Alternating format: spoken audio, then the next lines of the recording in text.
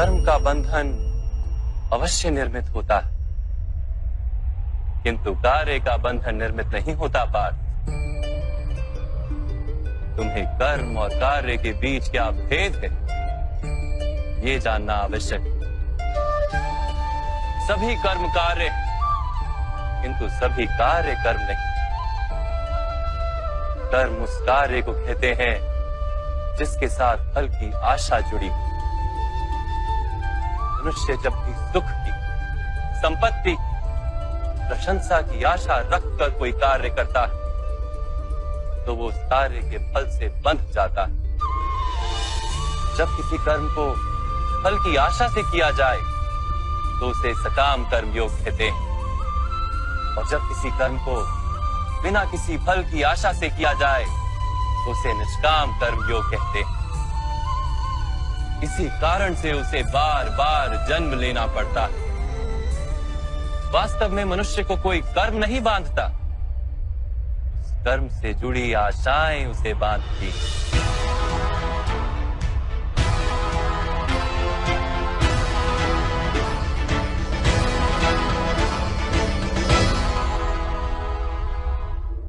वास्तव में मनुष्य को कोई कर्म नहीं बांधता, उस कर्म से जुड़ी आशाएं उसे बांधती हैं। वो कैसे माधव? यदि इस युद्ध में तुम्हें विजय होने की आशा है तो पराजित होने पर तुम्हें भीषण दुख होगा, और वो दुख तुमसे कोई अन्य कार्य करवाएगा जिसके लिए तुम्हें दूसरा जन्म लेना पड़ेगा। और यदि तुम विजयी हुए तो तुम्हारा अहंकार बढ़ेगा, और वो अहंकार तुम्हें विश्व विजय के लिए प्रेरित करेगा, तुमसे हत्याएं करवाएगा, और उसका पाप तुम्हें बांधेगा। विचार करो, यदि तुम्हें इस युद्ध में ना विजय का मोह और ना पराजय का भय, तो इस युद्ध के अंत में तुम्हें सुख प्राप्त होगा या दुख प्राप्त होगा? ना सुख माधव, ना ही दुख। अर्थात तुम्हारा सुख, दुख, हताशा, निराशा, अहंकार युद्ध के कारण नहीं है। युद्ध के साथ तुमने जो आशाएं बांधी हुई हैं, उसके कारण है। क्या ये सत्य नहीं है पार्थ?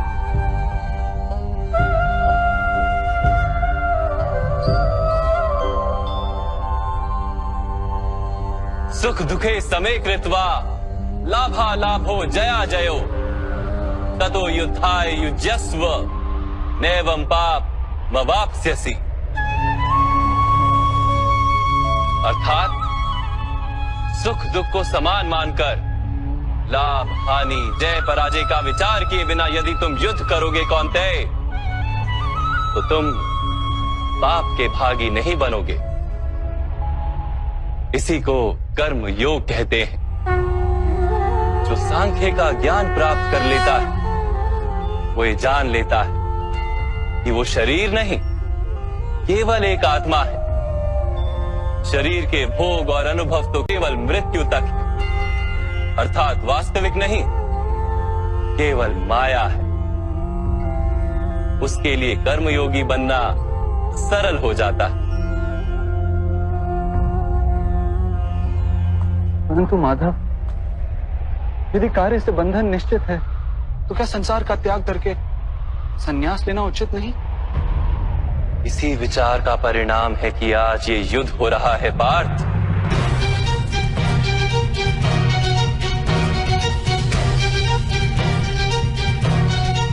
विचार करो, जब सत्व गुण से भरे धर्म को जानने वाले लोग कर्मों का त्याग करते हैं, तब अधर्म से भरे लोग भी संसार को चलाते हैं।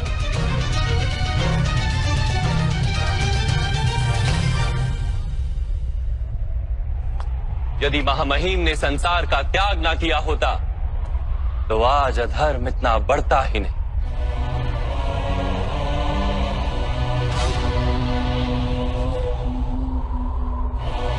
और तुम्हारे पिता ने यदि संन्यास ना लिया होता तो आज भ्राता युधिष्ठिर सुख से राज कर रहे होते।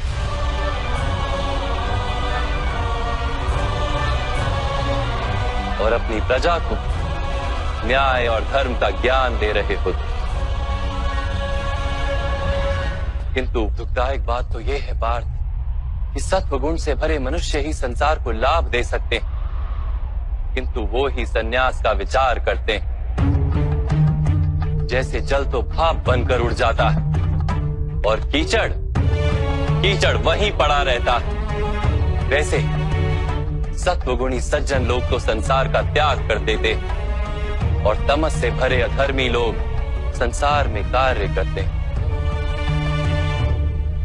इसी कारण से संसार में पाप और अधर्म बढ़ता है।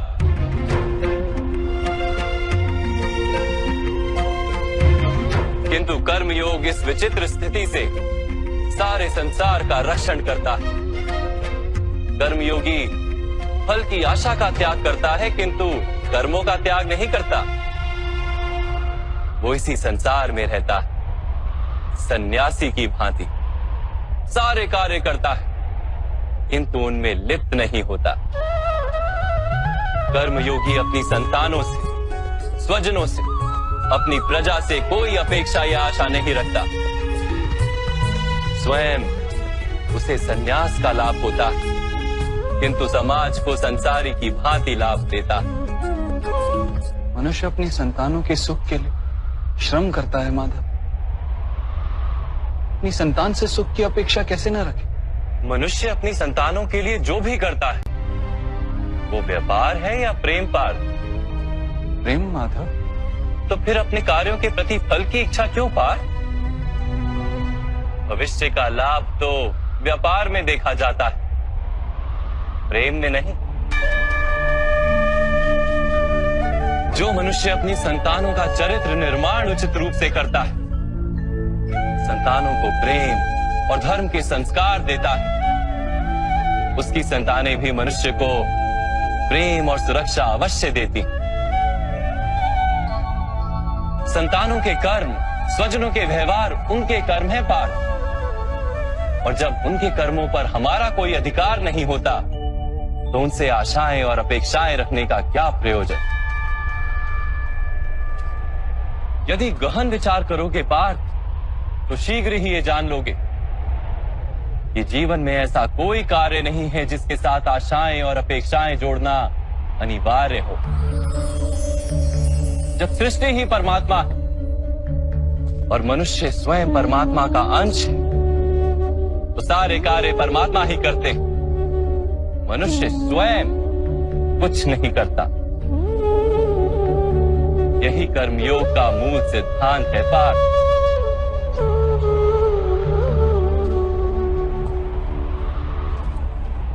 तुम्हें भी कर्मयोगी बनकर ये युद्ध करना आवश्यक है पार्थ। त्रिगुणिया विश्या वेदा निस्त्रे गुणियो भवार्जुना निर्द्वंद्वो नित्य सत्वस्थो निर्योग क्षेम आत्मवान। 3 गुणों का त्याग करके निर्गुण बन जाओ पार्थ, इस द्वंद्व से मुक्त हो जाओ। सदा सत्व अर्थात परमात्मा में बुद्धि लगाकर कर्तव्य का वहन करते रहो। कुछ प्राप्त करने की इच्छा और कुछ प्राप्त किए हुए का रक्षण करने का विचार त्याग दो पार्थ, और अपनी आत्मा को स्वतंत्र कर।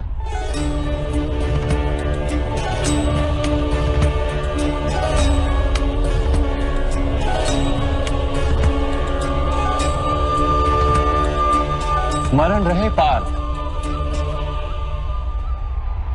कर्मण्यवाधिकारस्ते मा फलेषु कदाचन मा कर्म फल हेतुर्भु माते संगोस्त्व कर्मणि। तुम्हारा अधिकार तो केवल कर्म करने का है, फल तो ईश्वर के हाथ में।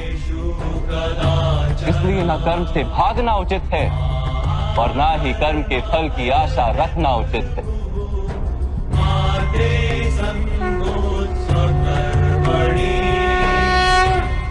जो फल का त्याग कर दे परंतु कर्म का त्याग ना करे, ऐसे कर्मयोगी को कैसे जाना जा सकता है माधव? विश्या विनिवर्तन्ते निरहारस्य देहिनः रसवर्जम रसोप्यस्य परम दृष्टवा निवर्तते।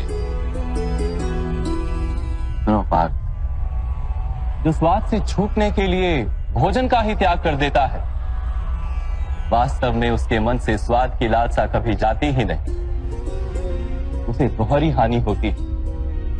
एक तो वो निर्बल हो जाता है, जिसके कारण परमात्मा को प्राप्त करने का जो प्रयत्न अनिवार्य है उसे वो नहीं कर पाता, और दूसरा, सदा ही उसका मन स्वाद की लालसा से भरा रहता है। इसलिए भोजन का त्याग करने से उत्तम है स्वाद की लालसा का ही त्याग कर दिया जाए। कर्मयोगी अपने मन की सारी लालसाओं को खींच लेता है, जीवन को कर्तव्य मानकर कार्य अवश्य करता है, किंतु उन कार्यों से जुड़ता नहीं। और बात, जो व्यक्ति अपने कार्यों से आशाएं और इच्छा नहीं रखता, उसी के कार्य पूर्ण होते हैं। एक असफलता से दुखी होकर जिसका मन डोलता नहीं, एक सत्ता से आनंदित होकर जो स्वयं को सर्वश्रेष्ठ नहीं मानता, ऐसे ही व्यक्ति को कर्म योगी कहते हैं। और ऐसा व्यक्ति जीवन में बार बार सफल होता है।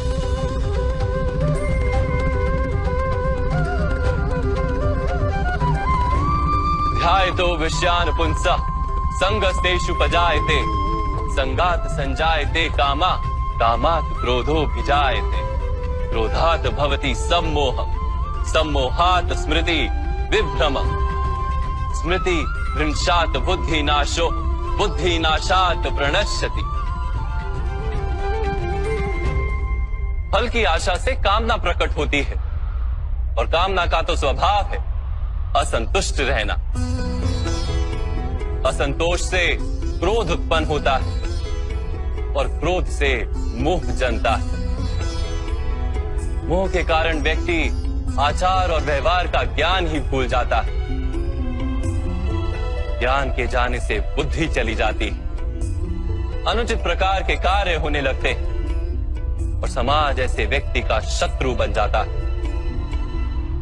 और अंत में ऐसे मनुष्य पूर्णतः पतन हो जाता है।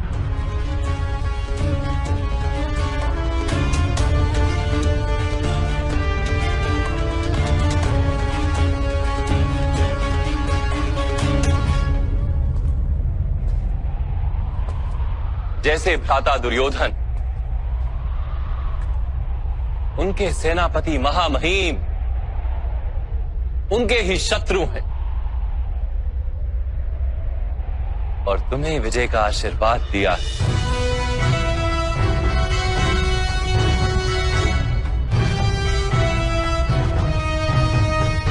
पार्थ, कर्मयोग ब्रह्म विद्या का दूसरा चरण है। परमात्मा में